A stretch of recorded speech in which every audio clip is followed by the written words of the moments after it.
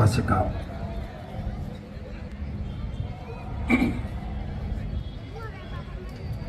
जब हमने 18 मार्च की योजना तैयार की, उससे पहले पिछले वर्ष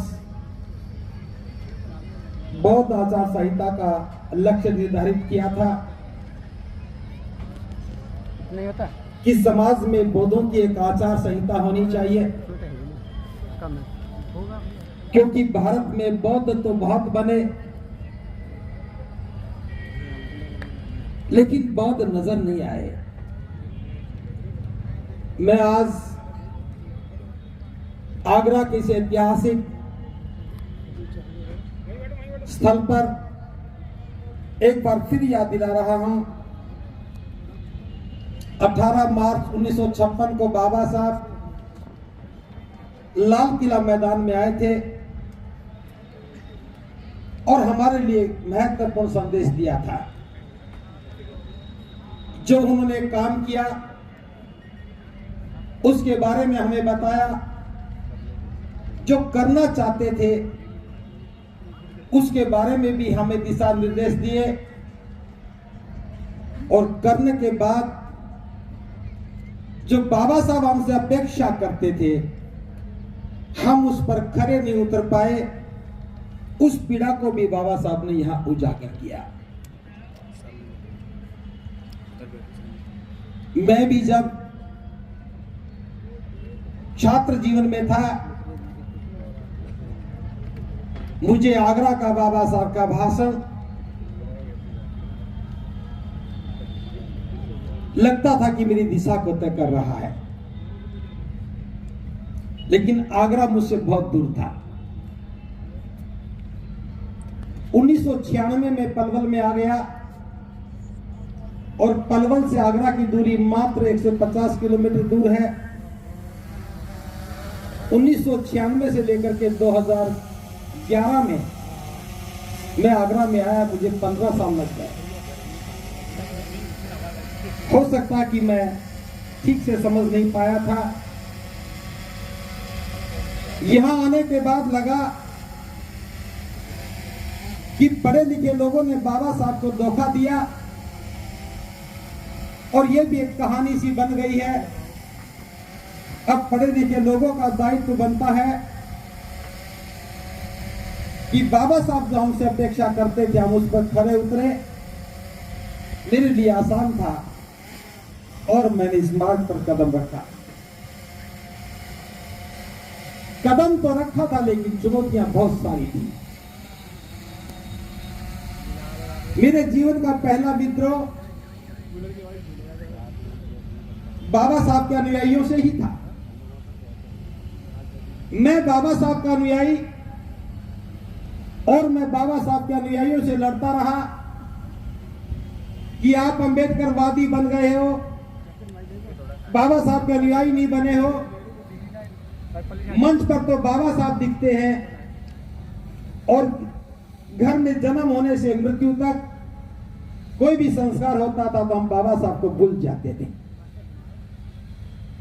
मंच पर तो 22 प्रतिज्ञाएं पढ़ने की जिद करते हो, और घर में जब किसी की शादी का समय आए, घर में किसी की मृत्यु हो जाए तो 22 प्रतिज्ञाओं को हम फोल्ड करके खोलते भी नहीं है।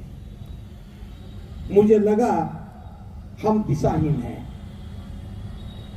इसलिए बाबा साहब का लिखा हुआ बुद्ध और उनका धम्म हमें मार्ग प्रशस्त करने लगा। लेकिन मैं देख रहा था कि लोगों का ध्यान बुद्ध उनके धम्म की ओर नहीं था। इसलिए आप सबके सहयोग से दुनिया का सबसे भारी धातु पर बनने वाला सबसे बड़ा धम्म ग्रंथ, जिसकी ऊंचाई 9.25 फीट थी और खोलने के बाद वो 11 फीट हो जाता था, लगभग 2 टन उसमें वजन था। स्टेनलेस स्टील की प्लेट पर उसे केमिकल इचिंग प्रोसेस से लिखा गया, और वो जगह भी ये जीआईसी ग्राउंड था। लोग पूछते थे कि भंते जी, इतनी बड़ी पुस्तक को कौन पढ़ेगा?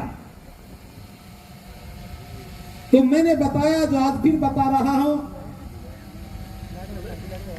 इस पुस्तक को जब हजारों वर्षों के बाद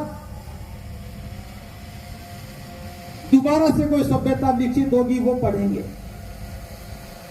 लेकिन जब तक ये पुस्तक रहेगी, हम सब लोगों को पढ़ने की प्रेरणा देती रहेगी। और उसके 1 साल के बाद ही 1.25 लाख लोगों ने, इससे जो दूसरा ग्राउंड है काफी बड़ा है, कोठी मीना बाजार में एक साथ बुद्ध और उनके धम्म ग्रंथ को पढ़ा, तो समझ में आया कि बुद्ध और उनके धम्म ग्रंथ के बिना हम बुद्ध के धम्म को नहीं समझ सकेंगे। और ये सिलसिला चलते चलते पिछले वर्ष तक आया। तो एक बात जो दिमाग में थी, बाबा साहब जिस तंबू के बंबू को खोज रहे थे, जो बुद्ध अलंकार जी ने अभी बताया, बाबा साहब कह रहे थे, आगरा में आके कहा था, मैं बूढ़ा हो चला हूं, मेरी आंखें खोज रही है उस नौजवान को जो मेरे द्वारा बनाए गए तंबू का बंबू बन सके। मैं बूढ़ा हो चला हूं, शरीर जर्जर हो गया है, एक दिन मैं दुनिया से चला जाऊंगा, और जब मैं दुनिया से चला जाऊंगा तो ये तंबू मेरे सहारे खड़ा हो, कभी गिर ना जाए। मैं ढूंढ रहा हूं उस नौजवान को जो तंबू का बंबू बन जाए। बाबा साहब की आंखें तंबू के बंबू को खोज रही थी, और हम लोगों ने अपने अपने तंबू बना लिए, उसके बंबू बन गए। हमने अपने संगठनों को तंबू बना लिया, उसके अध्यक्ष बनकर के बंबू बन गए। जो लक्ष्य बाबा साहब ने तय किया था, हम उसको करना भूल गए। हम बौद्ध भी बने, नजर नहीं आए। बाबा साहब 18 मार्च 1956 को आगरा में आए। 9 महीने के अंतराल में बाबा साहब दुनिया से विदा हो गए। बाबा साहब की दुनिया से जाने के बाद आगरा के लोगों ने, एक साथ 3 लाख लोगों ने, 5 लाख लोगों ने बौद्ध धर्म की दीक्षा ली। वो जनवरी 5 का दिन था। 1957 में 5 जनवरी को या 3 जनवरी को 5 लाख लोग बौद्ध बने। उसके 2 या 3 दिन के बाद 3 लाख लोग बौद्ध बने। अगर कुल मिलाकर के मैं बात करूं, 5 लाख भी बौद्ध बने। आज हमें 500 बौद्ध भी नजर नहीं आते। क्यों नजर नहीं आए? ये प्रश्न हमारे सामने खड़ा था। तो समझ में आया, हमने दीक्षा तो ली, हम बौद्ध तो बने, अपनी पहचान नहीं बनाई, पुरानी पहचान को छोड़ा नहीं, नई पहचान बनाई नहीं, प्रतीक बदले नहीं, पहनावा बदला नहीं, संबोधन बदला नहीं, तो बौद्ध कैसे बनेंगे? फिर जब मैं भिक्षुओं की ओर देखने लगा, भिक्षु बहुत बने, लेकिन वो सारे के सारे संस्कार करवाने लग गए। पुरोहित का काम भिक्षु करने लग गए। किसी ने मांग में सिंदूर भरा तो किसी ने बिछिया पहनाने का काम भी किया। जो काम नहीं करना था वो भिक्षु करने लगे। एक एक को रोकना संभव नहीं था। जरूरत थी एक आचार संहिता की, और उस आचार संहिता पर काम करना शुरू किया। 15-16 जून को 2 दिन का जयपुर में एक कार्यक्रम रखा। पूरे देश के प्रतिनिधि आए। बौद्ध आचार संहिता को, ड्राफ्टिंग को अंतिम रूप दिया, और 11 नवंबर